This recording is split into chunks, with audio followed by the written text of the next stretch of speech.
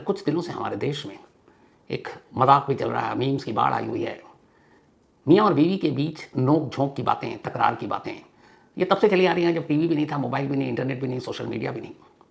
लेकिन अब नोक झोंक से हटकर जो घर घर में, कहीं ड्रम में, कहीं बैग में, कहीं फ्रिज में, कहीं कुकर में, कहीं बेड के अंदर, कहीं फर्श में, कहीं दीवार पर जो लाशें निकल रही हैं और जिसमें पति पत्नी को मार रहा है या पत्नी पति को, तो इसलिए ये डेटा आपको देना ज़रूरी था।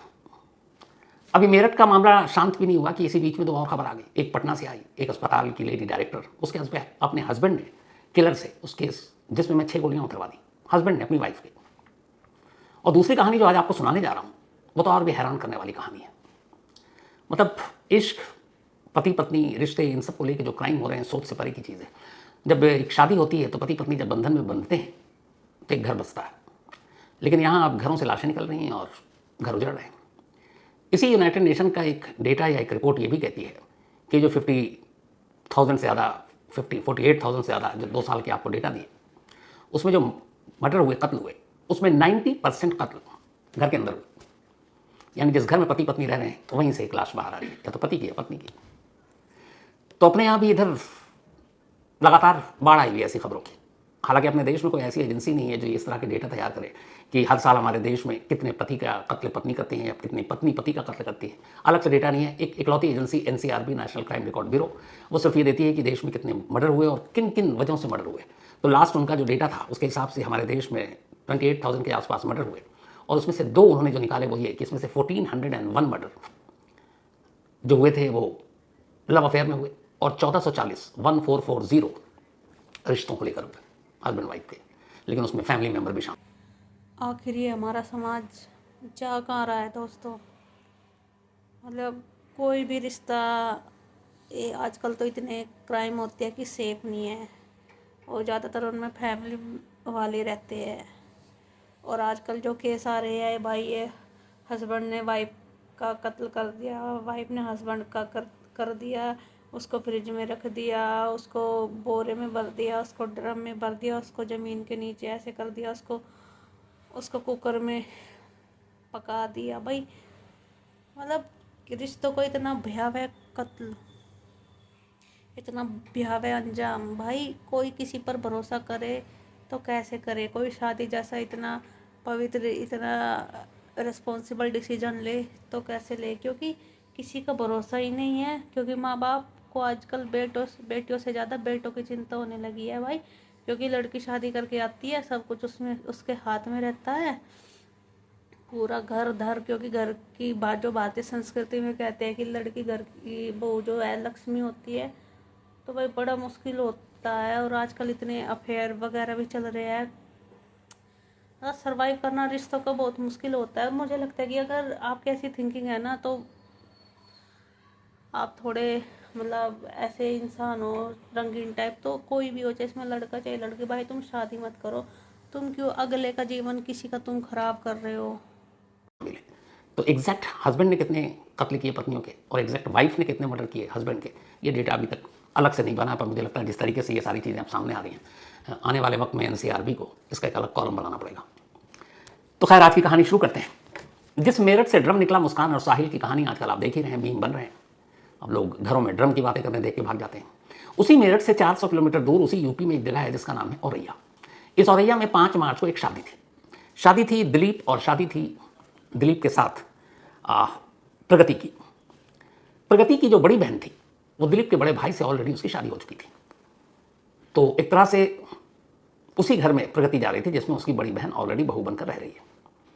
घर वालों ने दोनों की मर्जी से शादी की, प्रगति भी तैयार हो गई, उधर दिलीप भी तैयार था। दिलीप एक करोड़पति घराने का लड़का था, 21 साल उम्र। वो जो क्रेन व्रेन चलते हैं तो वो सारी मशीनें थी उनके पास बड़ी बड़ी, तो करोड़ों रुपए की मिल्कियत। तो अच्छा घर था, प्रगति की बड़ी बहन खुश थी, पैसे भी थे। तो घर वालों ने सोचा कि छोटे बेटे से छोटी बेटी की शादी कर देते हैं, रिश्ता तय हो गया। 5 मार्च को बड़ी धूमधाम से शादी हुई। दिलीप पूरे तामझाम के साथ बारात लेकर आया, उसके बाद प्रगति को ब्याह कर अपने घर ले गया। 6 मार्च को वो घर पहुंची। उसके बाद धीरे धीरे वक्त बीता, वहाँ पे तमाम मेहमान आए, मुंह दिखाई में पैसे मिले। फिर इसी बीच 8 दिन बाद होली आ गई। तो 6 मार्च को ससुराल आने के बाद 2 दिन के बाद उनकी रस्म थी, वो फिर वापस अपने मायके चली गई थी 8 मार्च को। फिर वो वापस आई 4 दिन के बाद 12 मार्च को। फिर 14 मार्च को होली थी, होली पे फिर मायके चली गई क्योंकि शादी के बाद पहली होली थी। 14 मार्च को अब प्रगति घर चली गई और अपने घर पर है, मायके में है। शादी के अब ठीक 14वां दिन था। 5 मार्च को शादी हुई और अब 19 मार्च की तारीख आ गई।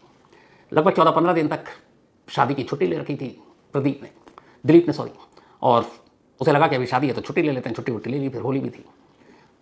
14 दिन बाद पहली बार वो काम पर गया अपने इलाके में क्रेन को लेकर, बाकी कहीं से जो टेंडर ठेका बाकी चीज़ें थी। तो 19 तारीख को काम पर निकला। वहाँ से उसने अपने बड़े भाई को फ़ोन किया कि अब मेरा काम खत्म हो गया, मैं घर लौट रहा हूँ। शादी का घर था अभी तक, लेकिन घर नहीं लौटा। घर वालों ने रात हो गई फ़ोन किया, परेशान इधर उधर ढूंढा। इसी दौरान किसी अजनबी ने उसी इलाके में, गाँव से कुछ किलोमीटर दूर, एक लाश देखी। पुलिस को फ़ोन किया, पुलिस पहुँचती है मौके पर। लाश की शिनाख्त होती है दिलीप के तौर पर। घर वालों को खबर दी गई कोहराम, सिर्फ 14 दिन पहले शादी हुई थी। इधर दिलीप की मौत की खबर अब दिलीप के ससुराल पहुंची, प्रगति जो भी 14 दिन पुरानी दुल्हन, अभी हाथों की मेहंदी भी नहीं सूखी है, उस तक खबर पहुंची। वो बदहवास रोते चीखते ससुराल पहुंचती है, पूरा ससुराल पहुंच जाता है। अब जवान बेटे की मौत, 14 दिन पहले शादी का घर अब भी वही सजावट थी, अब मातम में बदल गया। प्रगति घर आई, रो रो कर बुरा हाल, पूरा मोहल्ला, पूरा खानदान, दोनों पहलू के जो दोनों पक्षों के लोग हैं, सबकी हमदर्दी है प्रगति के साथ कि देखो सिर्फ 14 दिन बाद विधवा हो गई और वो लगातार रोज जा रही है।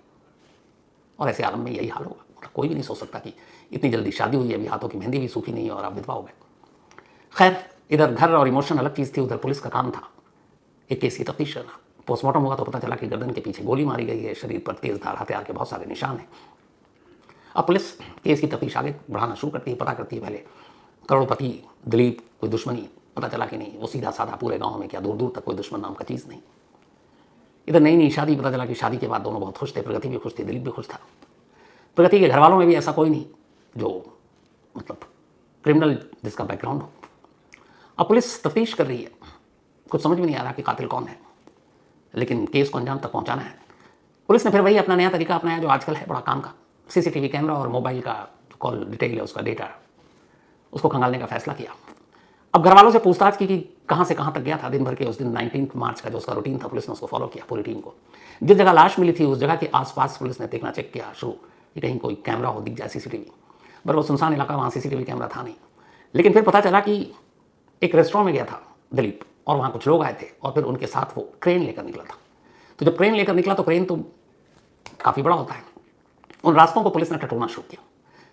पुलिस के नसीब ने साथ दिया, एक जगह एक कैमरा दिख गया। कैमरा दिखा तो वो क्रेन भी नजर आया। पुलिस को उस क्रेन पर दिलीप के अलावा कुछ 3-4 और लोग बैठे नजर आए, लेकिन चेहरा साफ नहीं था। अब यहाँ से ये पता चला कि जिस रेस्टोरेंट में वो बैठा था उससे पूछताछ हुई तो मालूम हुआ कि दिलीप आया था, घर जा रहा था। कुछ लोगों ने कहा कि उनकी गाड़ी फंस गई है, क्रेन की ज़रूरत है, मदद कर दीजिए। दिलीप ने इंसानियत के नाते कहा चलो मैं ही मदद कर देता हूँ। वो क्रेन लेकर खुद चल पड़ा था। अब चेहरा साफ नहीं, सीसीटीवी कैमरे में उनको कैसे पहचाने। पुलिस ने उस इलाके के सारे जो मोबाइल का टावर था उसमें कौन कौन से मोबाइल उस वक्त एक्टिव थे, अब उनको सिलेक्ट करना शुरू किया। धीरे धीरे जब पुलिस ने सिलेक्ट करना शुरू किया तो इत्तेफाक से एक नंबर पर पुलिस की नज़र पड़ी। उस नंबर पर नज़र पड़ते ही पुलिस चौंक उठी। वो नंबर था एक हिस्ट्री शीटर का जिसका नाम था रामजी नागर। रामजी नागर के ऊपर 10-12 केस थे, मर्डर के भी केस थे, जेल जाना रूटीन था उसका, लेकिन इस वक्त इन दिनों जमानत पर बाहर था। अब जिस जगह लाश मिली उस जगह पर रामजी नागर का पाया जाना उसके मोबाइल का पुलिस के कान खड़े कर जाती है। अब पुलिस राम जी को ढूंढती है, इत्तेफाक से राम जी बेफिक्र अपने घर में। पुलिस उससे दबोचती है, उठाती है, लाती है। पहले तो इनकार करता है, फिर पुलिस उसे सीसीटीवी कैमरा दिखाती है। मौका वारदात पर उसके मोबाइल के जरिए उसकी मौजूदगी का सबूत देती है। तब रामजी नगर कहानी सुनाता, उसने कहा मैंने मारा। फिर वो 2-3 नाम और लेता है। इसके बाद पुलिस उन जो नाम लिया उनमें से एक नाम के घर पहुंचती है। वो नाम प्रगति के गाँव का ही था और उसी गाँव में प्रगति जिस गाँव में रहती थी उसी गाँव के रहने वाले एक लड़के का जिसका नाम था अनुराग। अब पुलिस अनुराग को उठाती है। अनुराग रामजी नगर को पहली पुलिस कस्टडी में देख चुका था, उसकी हवा खराब थी। अब दोनों को बिठाकर पुलिस पूछताछ करती है। इस पूछताछ के बाद अब पुलिस वहाँ से निकलती है और सीधे दिलीप के घर पहुँचती है। दिलीप के घर में अब भी मातम पस रहा है। शादी को 2 हफ्ते भी पूरे नहीं हुए थे। दिलीप की विधवा प्रगति का रो रो कर बुरा हाल, पूरा घर उसको अभी ढाढ़स बंधा रहा है, दिलासा दे रहा है, हमदर्दी जता रहा है। और तभी पुलिस वहाँ पहुँचती है। लोगों को लगा कि केस की तफ्तीश के सिलसिले में पुलिस आई है, कुछ पूछताछ होगी, कुछ जानकारी मिलेगी, लेकिन पुलिस सीधे कहती है कि उन्हें प्रगति से पूछताछ करनी है। फिर भी घर वालों को लगा कि बीवी है, 15 दिन पहले शादी हुई है, हो सकता है कुछ राज की बातें दिलीप ने प्रगति को बताई हो, कुछ दुश्मनों के बारे में। प्रगति पुलिस के सामने थी। पुलिस वाले बाकी लोगों को कमरे से बाहर कर देते हैं। अकेले में प्रगति से एक रूम में बातचीत करते हैं, सिर्फ 10 से 15 मिनट। 15 मिनट के बाद अब पुलिस वाले प्रगति का हाथ पकड़े लेडी पुलिस वाले साथ में घर से बाहर निकल रहे हैं। बाहर खड़ी पुलिस की गाड़ी में प्रगति को बैठा रहे हैं। जैसे ही प्रगति को पुलिस वाले गाड़ी में बिठा रहे और पुलिस वाले उसके हाथ पकड़ेगी, पूरे घर वालों का माथा ठनक जाता है कि ये क्या है। एक तो पति सिर्फ शादी के 14 दिन बाद मर गया, 14 दिन के अंदर वो विधवा हो गई और पुलिस उसे अपने साथ गाड़ी में बिठा कर क्यों ले जा रही है।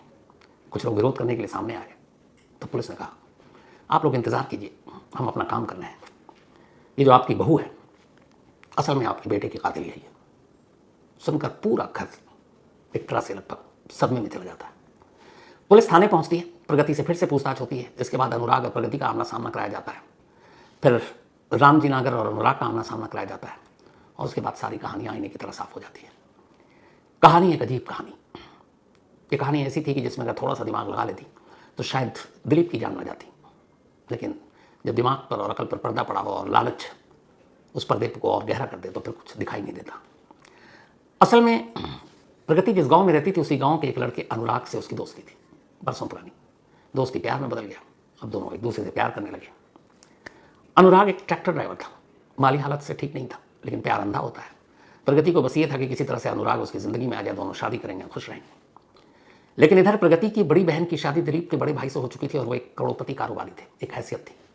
फिर उनका छोटा भाई था दिलीप, कुंवारा। घर वालों को लगा बड़ी बेटी को बहुत अच्छे से वो लोग रख रहे हैं, बहुत मान सम्मान दे रहे हैं, इज्जत से रख रहे हैं, पैसे की भी कमी नहीं, हर ज़रूरत पूरी हो रही है। तो हर माँ बाप की ख्वाहिश होती है कि छोटी बेटी को भी इसी तरह खुशहाल ज़िंदगी मिले। तो बात छिड़ी। खुद प्रगति की बड़ी बहन ने अपने हस्बैंड से बात की, यानी दिलीप के बड़े भाई से। वो भी खुश, क्योंकि बड़ी बहन बहुत संस्कारी, अच्छी, कि चलो छोटी बहन भी ऐसी होगी, एक ही घर में दोनों बहन आ जाएंगी, दोनों भाई भी खुश रहेंगे, रिश्ते की बात पक्की होगी। लेकिन इधर प्रगति अड़ी हुई थी कि मैं शादी नहीं करूंगी, और पूरा घर प्रगति और अनुराग के रिश्ते से वाकिफ था, लेकिन वो अनुराग के साथ शादी कराने को तैयार नहीं थे। तभी प्रगति के दिमाग में ख्याल आया। एक रोज़ मौका मिलते ही वो गांव में अनुराग से मिली। उसने कहा कि मेरे ऊपर दबाव है, मेरे घर वाले दिलीप से मेरी शादी करना चाहते हैं, मैं सोच रही हूँ कि शादी कर लूँ। अनुराग हैरान कि ये क्या कह रही है। उसने कहा शादी कर लूँ और शादी के कुछ दिनों बाद अगर दिलीप मर जाए तो दिलीप के हिस्से की सारी दौलत उसकी विधवा होने के नाते उसे मिलेगा, और फिर हम दोनों आराम से शादी कर सकते हैं। फिर माँ बाप भी अब जोर नहीं डालेंगे, वैसे भी तब विधवा हो चुकी होंगी मैं, और विधवा का हाथ थामने से लोग हिचकते हैं, तो समाज बिरादरी वाले हिचकेंगे। ऐसे में तुम आगे बढ़ना, मेरा हाथ मांगना, लोग तुम्हारी तारीफ करेंगे कि देखो एक विधवा को अपना रहा है। पैसे अलग। बात जम गई, दोनों ने प्लानिंग शुरू की। 5 मार्च को शादी हो गई। अब किसी तरीके से वक्त काटना था, लेकिन उतावली इतनी थी प्रगति कि उसे इंतजार नहीं हो रहा था, बस ये था कि जल्द से जल्द दिलीप को रास्ते से हटा दें। 6 तारीख को विदा होकर वो मायके गई। उसके 2-3 दिन बाद फिर ससुराल गई, फिर घर आई। घर आते ही उसने मैसेज भिजवाया, अनुराग से मिलने के लिए कहा। दोनों जाकर एक रेस्टोरेंट में मिलते हैं और फिर यह तय होता है कि बस अब इंतजार नहीं, दिलीप को रास्ते से हटा दो। वो अपने साथ मुंह दिखाई में जो पैसे मिले थे वो लगभग 1 लाख रुपए थे। वो 1 लाख रुपए अपने साथ लाई थी। उसने वो 1 लाख रुपए अनुराग को दिया और कहा कि तुम किसी सुपारी किलर को ढूंढो और ये पैसा उसे दो और बोलो दिलीप को रास्ते से हटा दे।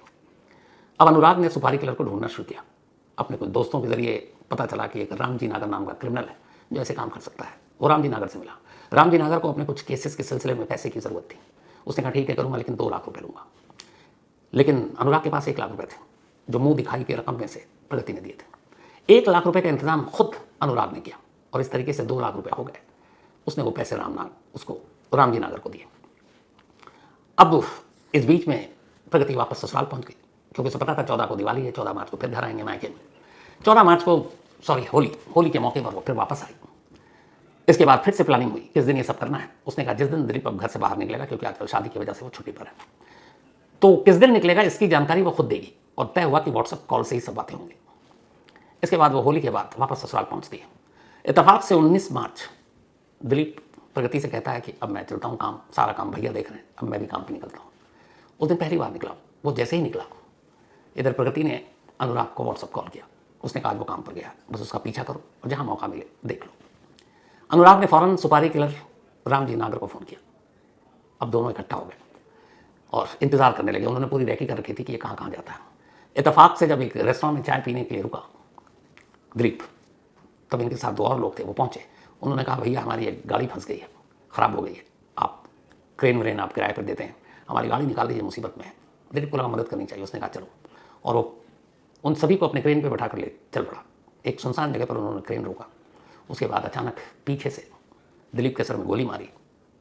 पुख्ता करना चाहते थे इसलिए फिर चाकू से वार किया, और ये सब करने के बाद वहाँ से भाग गए। अब खुलासा हो गया, यानी प्रगति दूसरी शादी करने के लिए पहली शादी करना चाहती थी, लेकिन दूसरी शादी करने के लिए वो इतनी उतावली थी कि पहली शादी में जो मेहंदी के रंग थे उसको उतरने का भी उसने मौका नहीं दिया। पुलिस की माने तो बड़े आराम से घर वालों की मर्जी के खिलाफ विरोध करके प्रगति सीधे दूसरी शादी यानी अपने प्रेमी अनुराग से शादी कर सकती थी, दिलीप की जान बच जाती।